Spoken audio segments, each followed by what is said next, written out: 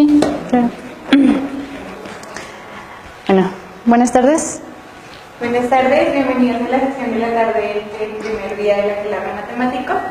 En esta ocasión nos acompaña María de Lourdes Oro. Ella nos va a hablar del área de ecuaciones diferenciales y su plática es formalismo canónico de los sistemas de ecuaciones diferenciales hamiltonianas.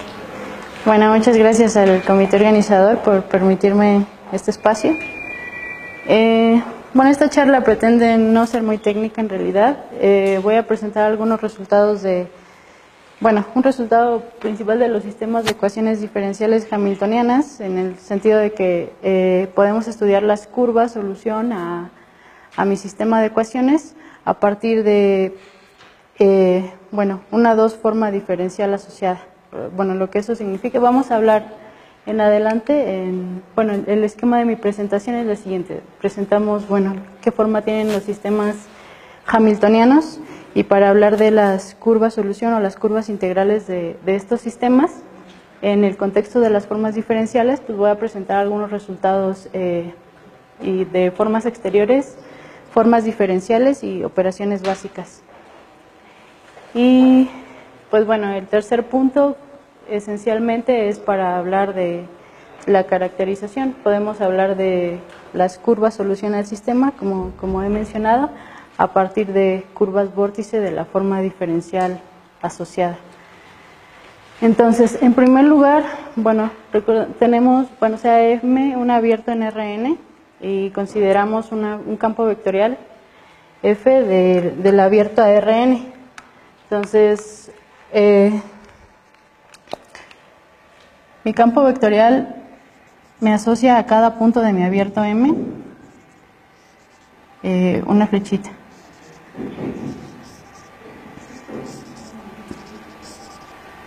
Entonces, un problema aquí que concierne a las ecuaciones diferenciales,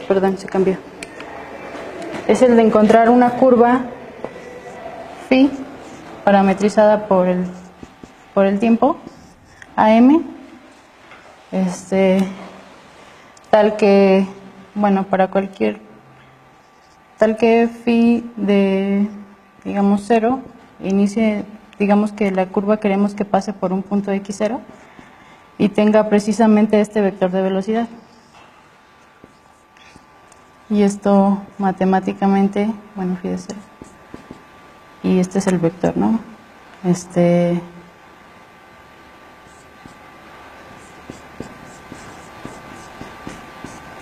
Entonces, la manera matemáticamente de expresar este problema es el de encontrar soluciones a una ecuación diferencial ordinaria. Entonces, cuando existe una curva solución a esta ecuación, a su gráfica se le llama curva integral. Entonces, nos vamos a estar refiriendo a las curvas integrales de un campo vectorial particular, que es el campo vectorial hamiltoniano. Entonces, para esto consideramos en primer lugar un sistema coordenado en R2n, una función de clase C2, H, que llamamos hamiltoniana, y decimos que la curva, PDT, QDT, estamos usando la notación PDT, QDT para expresar, las n coordenadas, ¿no?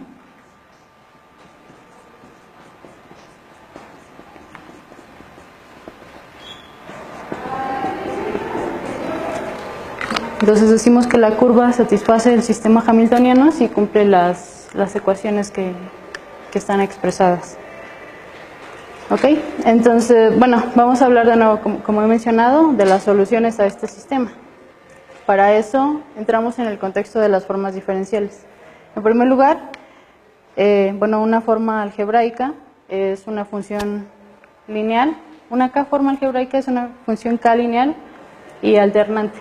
La K-linealidad y la alternancia se presentan en las dos propiedades, en las dos últimas propiedades. Entonces, en el espacio de K-formas exteriores existe una operación que es la operación cuña. Es una operación que toma K-formas y L-formas y nos devuelve una K más L-forma exterior. Esta operación es antisimétrica, distributiva y asociativa. Entonces, bueno, geométricamente,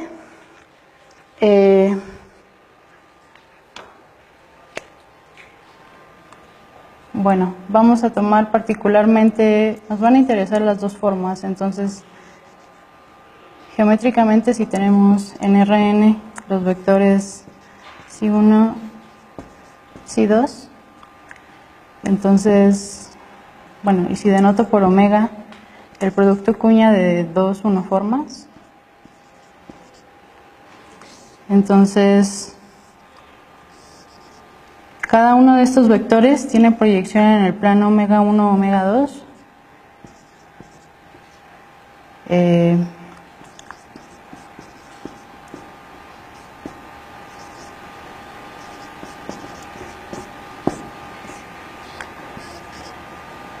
Y bueno, lo mismo con el otro.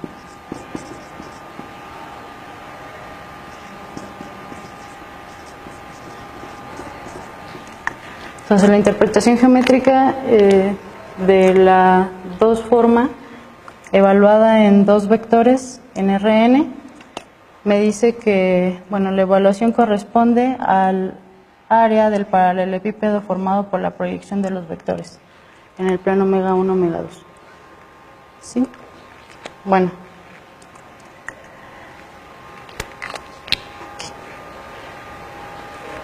O sea, si pensamos en la función área, esta es una función que es alternante y que es pues lineal, ¿no? Bilineal. Digamos, de nuevo, tenemos los vectores psi1 y psi2. La manera de representar el área que generan el paralelepípedo formado por estos dos vectores, pues es tomando el determinante.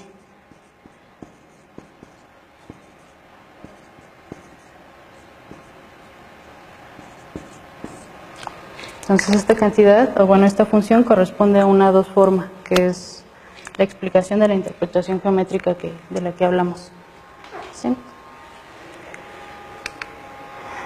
Ok, bueno, es lo que mencioné. Entonces, tenemos un resultado que dice que cualquier dos forma exterior en un espacio con coordenadas x1 y xn puede ser representado de manera única como una combinación lineal de bueno, la dos forma que resulta del producto cuña de dos unoformas, ¿no? Entonces, bueno, ahora para entrar en contexto de las formas diferenciales, en primer lugar, cabe mencionar lo que significa la diferencial de una ceroforma, que, bueno, de una función que para este caso resulta ser una ceroforma. Entonces, tenemos una función que la diferencial de una función diferenciable es una aplicación que va del espacio tangente a M, mi abierto en Rn, a R, bajo la asignación descrita. Entonces, bueno, en general, una K forma diferencial toma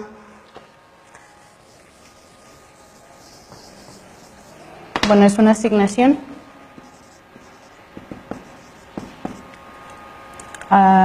de mi conjunto al espacio de las K formas lineales y alternantes en el espacio tangente. Entonces, omega K toma un punto en el espacio y me devuelve una función que es K lineal y alternante. Entonces, esta función va del espacio tangente en M, cruza el espacio tangente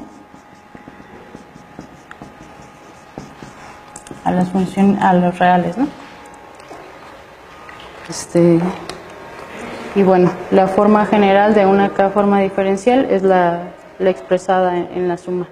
Para las AI son las funciones diferenciables o ceroformas. Entonces, como función diferenciable tenemos una función que es multilineal y alternante como antes y es diferenciable. Entonces, para hablar de la diferenciabilidad de esta función, introducimos el operador diferencial que, bueno, toma una K forma y me devuelve una K más un forma más por la expresión que tenemos ahí descrita. Entonces, bueno, lo anterior basta para hablar de la caracterización que mencioné desde un inicio de los sistemas de ecuaciones diferenciales hamiltonianos. Bueno, entonces, bueno, este es el resultado fundamental para probar el resultado. Bueno, si tenemos una forma bilineal y alternante, entonces existe un vector en Rn no trivial, tal que la 2 forma evaluada en ese vector es 0 para cualquier otra entrada que pongamos en la segunda componente de la 2 forma. La manera de ver esto es, bueno, si expresamos nuestros vectores de interés alfa, beta, en términos de la base, y evaluamos la 2 forma en alfa y beta por la multilinealidad, por la bilinealidad,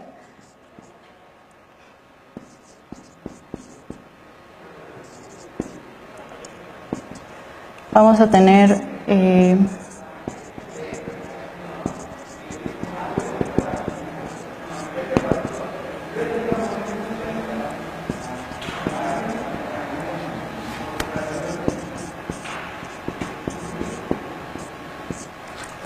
vamos a tener una expresión de esta forma. ¿Sí? Únicamente sacamos por linealidad todos los coeficientes del vector alfa y del vector beta. Entonces podemos expresar la 2 forma como un producto matricial, ¿no? Entonces este es el vector alfa, una matriz y el vector beta, donde la matriz, pues esa es la matriz de entradas omega 2 en E y EJ.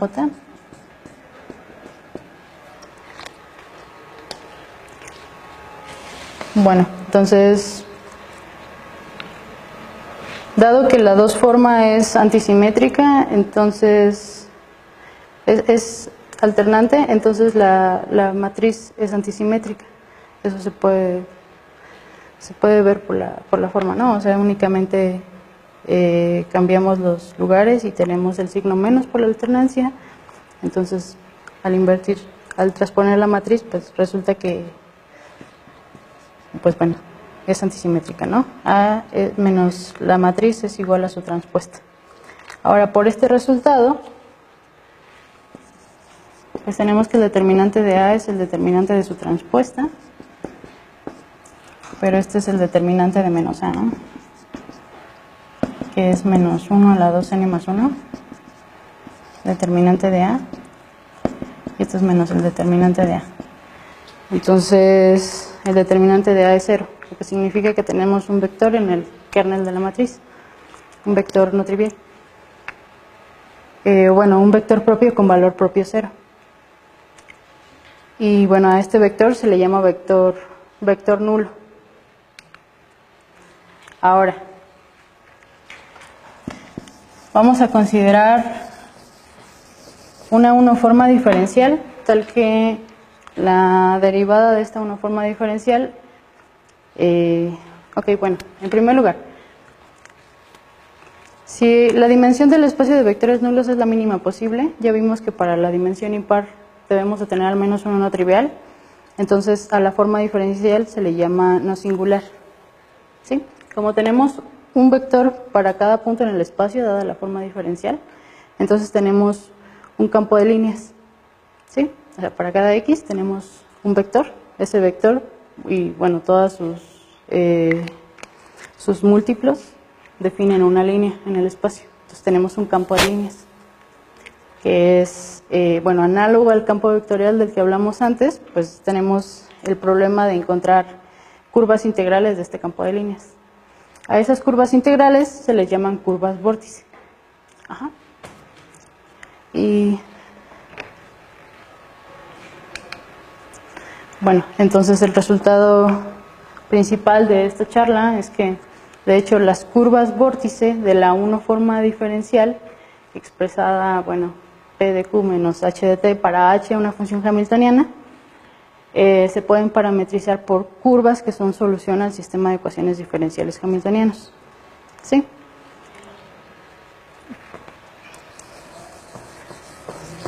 Entonces la manera de ver esto es enteramente análoga a la prueba que vimos antes, ¿no? En primer lugar, hay que ver que omega 1 es no degenerada.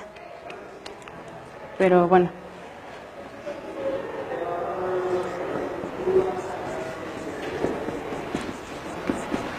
¿Cuál es la diferencial de omega 1 según nuestra definición?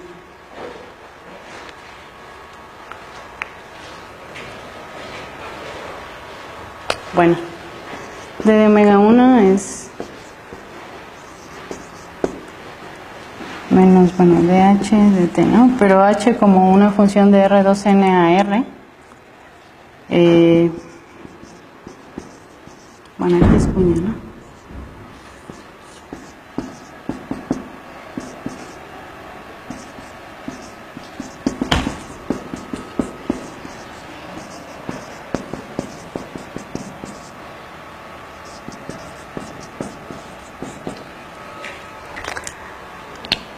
Ahora, como el producto cuña es antisimétrico, entonces esta parte se anula, ¿no?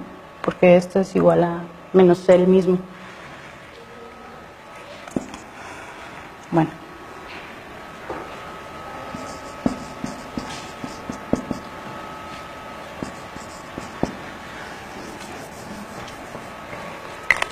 Ok, entonces, ¿cuál es la forma de la matriz asociada a esta dos forma diferencial? O sea, ¿cuál es la matriz que corresponde a d omega 1 en los vectores canónicos?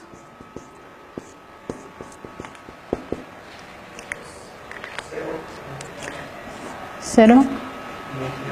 ¿Identidad? Sí, por la antisimetría, ¿no? ¿Cero? Es cero aquí, pero de este lado tienes las parciales, ¿no? Las parciales de la función hamiltoniana que, bueno, tiene esa forma. Entonces, bueno, HP, usando un poquito de la notación, es la parcial de H respecto a P. Este es un vector columna. Y bueno, esta es la parcial de H respecto a Q. Y bueno, aquí sin el menos.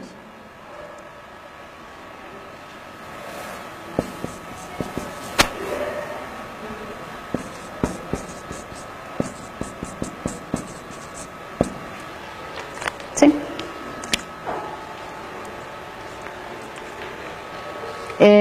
Bueno, esta matriz tiene rango 2n, entonces la una forma diferencial es no degenerada. Y no es difícil ver que el vector B que expresamos en el segundo punto es un vector propio de esta matriz. Bueno, de esa matriz. ¿Sí? Entonces, B genera líneas vórtice de la 1 forma. Entonces, ahora nos fijamos en el campo vectorial hamiltoniano, que como podemos describir en términos de sus parciales, es de la forma, bueno, de la forma, bueno, P punto, Q punto, T punto, igual a menos las parciales respecto a Q, las parciales respecto a P y 1. Entonces, las curvas que son soluciones a nuestro sistema de ecuaciones hamiltoniano, bueno, son parametrizaciones de las curvas integrales del campo de líneas vórtice, de la 1 forma diferencial asociada. ¿Sí? Okay. Entonces, bueno, este era el resultado principal. Hablamos del formalismo canónico en el sentido de que, bueno, en primer lugar, la dos forma diferencial de la que hablamos antes, exceptuando la parte de la función hamiltoniana, se llama forma simpléctica en R2n. Entonces, un difeomorfismo, o bueno, una función que es diferenciable con inversa diferenciable, es una transformación canónica si cumple que la integral de la dos forma es la integral sobre, bueno, cambiando mi región de integración bajo esa transformación canónica igual de la dos forma para cualquier región o, bueno, cadena que me tome. Bueno, no incluí la teoría de integración porque pensaba enfocarme más a la de diferenciabilidad, ¿no? De las formas diferenciales, pero el formalismo canónico concierne en este sentido. Entonces, un teorema importante y que voy a mencionar únicamente es que, bueno, si tenemos una transformación canónica y consideramos un cambio de coordenadas bajo esa transformación, entonces la forma de las ecuaciones hamiltonianas es esencialmente la misma. para una función, para acá la función hamiltoniana en este caso, que es la que resulta del cambio de coordenadas bajo una transformación canónica. Claro. La definición que diste de que una cosa es una transformación canónica, bueno, según yo la definición, y lo que viste era que pues tu G precede la transformación castellana. Sí, sí. Hay que usar el... Bueno, hay que usar el pullback y no hablé del pullback en este momento, entonces este es equivalente, Ajá, entonces bueno, para omitir un poco hablar del pullback y bueno, únicamente presentarlo en términos de la integral, pues presenté de esta forma, pero sí, tienes razón. Bueno, esto es lo que quería presentar esencialmente, entonces no sé si tengo todavía tiempo excedido. Ok, pues, bueno, únicamente para concluir, este trabajo está basado esencialmente en el trabajo de Arnold, en el libro de Mathematical Methods of Classical Mechanics.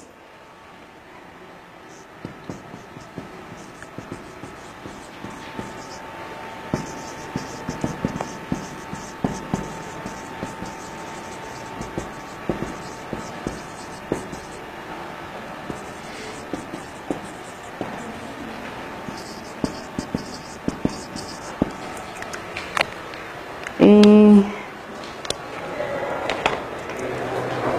bueno, es lo que tenía que es lo que quería presentar para ustedes. Te agradezco. Gracias.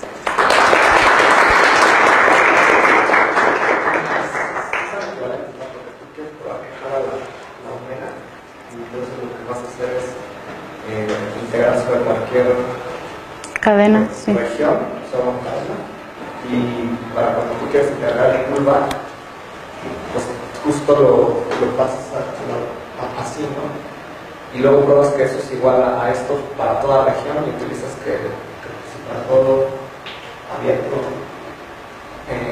es cero, entonces la diferencia tiene que ser lo de la integral de cero. Sí. Así todo lo que otra implicación. ¿Tiene alguna pregunta? ¿Por qué se le llaman medias locas? Desconozco realmente.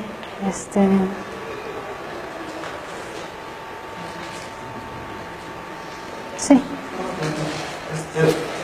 En general, tenemos unas hipótesis exactas, pero cuando tú tienes un campo vectorial, está como el teorema de existencia y necesidad de soluciones totalmente, ¿no? Pero en tu campo de líneas, como que estás determinando la dirección tangente, pero no la velocidad, ¿no?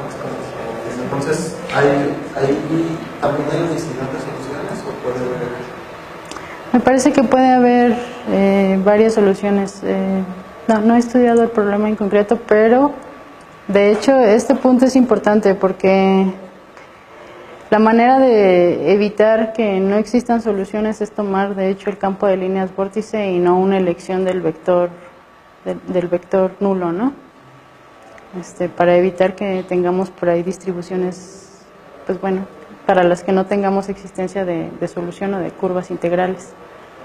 Entonces, bueno, ese es un punto importante. Pero bueno, no he estudiado el problema que mencionas de la unicidad realmente. Gracias. Si no hay más preguntas, te agradecemos de nuevo, María Lourdes. Gracias.